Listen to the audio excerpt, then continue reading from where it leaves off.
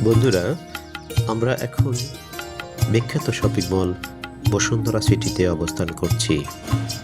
ঢাকার পান্থপথে অবস্থিত এই মলটি দেশের কেনাকাটা ও বিনোদন হিসেবে একটি মাইল ফলক।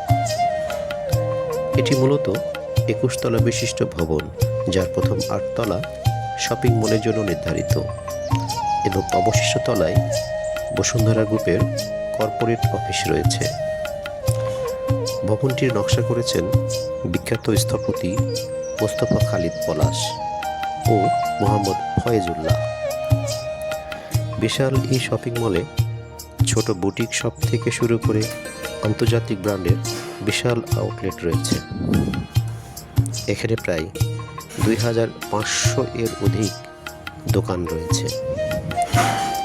লেভেল 1 থেকে লেভেল 4 পর্যন্ত পোশাক, কসমেটিক্স, জুতা, ঘড়ি ও গয়নার দোকান রয়েছে। শুধু গয়নার জন্যই এখানে ১০০টি বিশেষায়িত দোকান রয়েছে।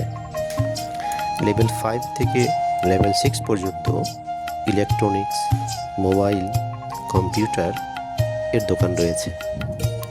গ্যাজেটের জন্য এটি বাংলাদেশের সবচাইতে বড় হাব হিসেবে পরিচিত। লেভেল 7-এ ট্রাভেল এজেন্সি ও বিভিন্ন এয়ারলাইন্স এর অফিস রয়েছে এখানে। লেভেল 8-এ রয়েছে দেশের প্রথম multiplex cinema hall Star Cineplex. এছাড়াও শিশুদের জন্য বিশাল indoor theme park Toggi world এখানেই অবস্থিত। এছাড়াও বিশাল একটি ফুড কোর্ট রয়েছে এখানে, যেখানে দেশি বিদেশি বিভিন্ন পদের খাবার পাওয়া যায়।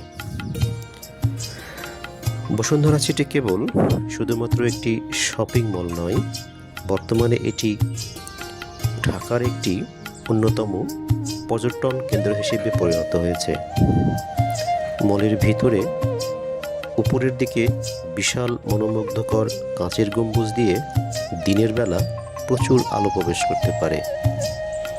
রাতে এখানে আধুনিক ইন্টেলিজেন্ট লাইটিং এর ব্যবহার মলের সৌন্দর্য বহু গুণ বাড়িয়ে দেয়। পুরো শপিং মলটি কেন্দ্রীয়ভাবে শীতাতপ নিয়ন্ত্রিত। মলের মাঝখানে কাঁচের তৈরি কয়েকটি ক্যাপসুল লিফট রয়েছে। এই লিফটগুলো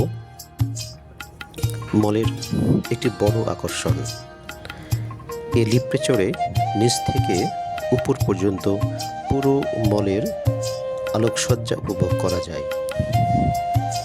মলের চতুর্থ ও পঞ্চম তলায় অবস্থিত রাজকীয় ময়ূর ও সংগ্রাম ভাস্কর্য দর্শনার্থীদের যান্ত্রিক ক্লান্তি কিছুটা হলেও দূর করতে সহায়তা করে।